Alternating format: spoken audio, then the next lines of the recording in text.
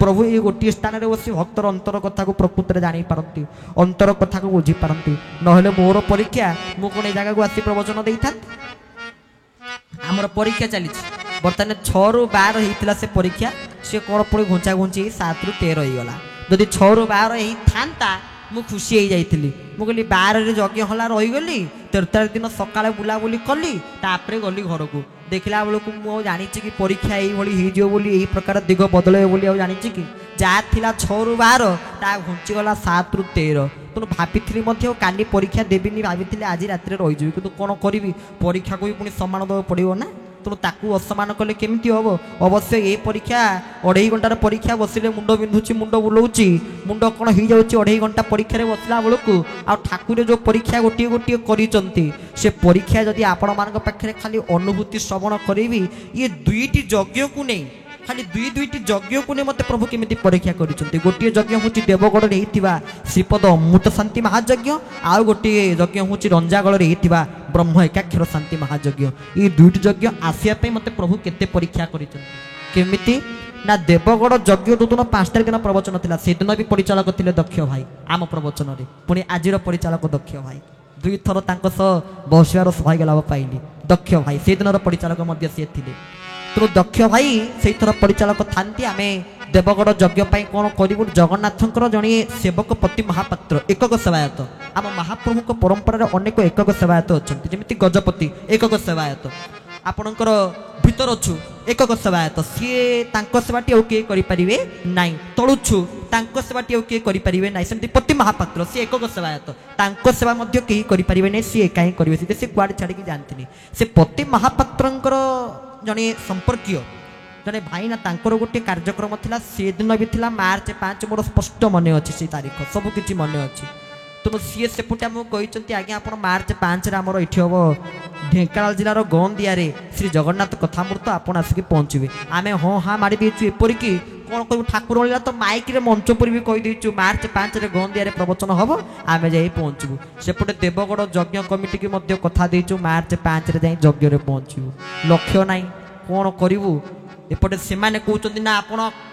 कहते माने से दिन लोक आगे आप आसिक पहुँचे अरे से गंदिया प्रवचन आज ना काली कि हम कितु श्रीपद अमृत शांति यज्ञ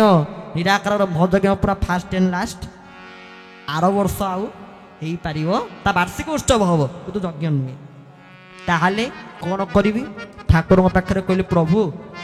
यज्ञ को प्रवचन दवा को जीवी आ देवगढ़ यज्ञ हूँ मोर प्रथम यज्ञ प्रवचन दबार से प्रथम यज्ञ आने प्रवचन से यज्ञ प्रथम प्रवचन दबू मुझे प्रभु प्रथम यज्ञ प्रवचन दवाई मत आह्वान कर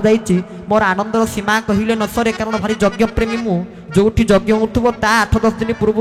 मु बातुल हो जाए बाया हो जाए पागल हो जाए मोर मन थाए घरे न थाए से यज्ञ पाखे थाए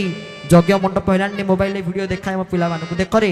यज्ञ मंडप स्थिर है सत्संग मंडप है यज्ञ 8-10 दिन पूर्व पागल हो जाए देखला बेलू प्रथम यज्ञ प्रवचन देवी ठाकुर मत परीक्षा कले कौन करी सेपटे भूल बसत पार्टी तो मंच पर बाहरी पड़ी जापटे पुणी से माने ब्यानर पोस्टर सब मारी देइजंती कौन करी जेहेतु आप यज्ञ जावाई कहते ना आप कलशात्रा दिन प्रवचन करेंगे आपर दिन देवगढ़ यज्ञ जाकि पहुँचे ये कथा जिते बड़े शुणुचु मोर तो आंठू नख बाहरी पड़ा ये कथा जा हो प्रभु परीक्षा कले परीक्षार उत्तीर्ण कले ए परीक्षार सम्मुखीन होती ये क्लास परीक्षा मत कौन दब ये परीक्षा मत कौन ये परीक्षा मत किसी लागू ना काली इंग्लीश परीक्षा ये बस प्रवचन देवी इंग्लीश पाठ न पढ़ी एसे आप्लिकेसन दरखास्त पत्र लिखन न पढ़ी लंग क्वेश्चन पढ़ी न पढ़ी या न पढ़ी ये बस प्रवचन दौरान ताहले परीक्षा कौन से परीक्षा को अंगी लिभेची मु यज्ञ हम ढेंकानाल रंजागढ़ से तो थिला ठाकुरंकर लीला यज्ञ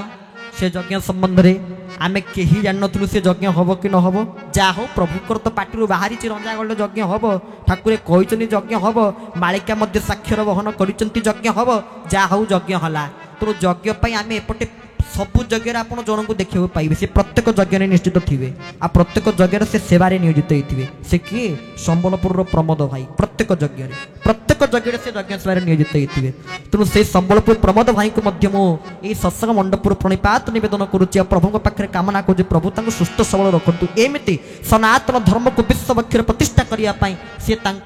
कर्म कर्तव्य अग्रसर होता से गुरु स्वामी चरण बिंदु प्रार्थना तेणु से प्रमोद भाई को कही भाई मु 14 तारिख दिन पहुँच डिसेम्बर 14 तारिख दिन मोर प्रवचन रखिए आ 15 तारिख दिन पूर्णाहुति दर्शन कर आम फेरबू एपटे कार्ड से लिखि डिसेम्बर 13 रे मो प्रवचन हम मु 13 रे आउ गोटे जगह कथा प्रवचन दवाई कौन करी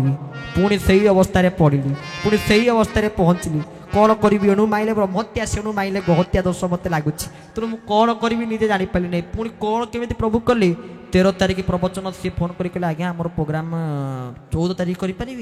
आ 13 तारिख आम प्रोग्राम कैंसल कर 14 तारिख दिन करूँ जहाँ हो 13 14 14 पुणी 13 है पुणी यज्ञ आसी पहुँचली एमती खाली यज्ञ को नहीं केते परीक्षार सम्मुखीन केते परीक्षार सम्मुखीन ठाकुर मत केते परीक्षा करिसेंती खाली तांको यज्ञ रे पहुंचिया पाई मो आज्ञा पाळिले मो कथा मानिले हेबु मोर आपणार तू जदि मो कथा मानिबु ताले मो आज्ञा मानिबु ताले जाय कि तू मोर आपणार हेई परिबु निजर हेई परिबु पुणी आशीर्वचन से कहउनांती कि एठी कहउजने तू जदि मो कथा मानिबु ताले मो आपणार होबु एटी कहले तू यदि मो कथा मानिबु ताले मो निजर हबु पुणी आशीर्वचन रे कहले तो छड़ा नाही के मोर ए मर्त्य मंडले तो छड़ा नाही मोर ए मर्त्य मंडले आहा तोर भल मंद चिंता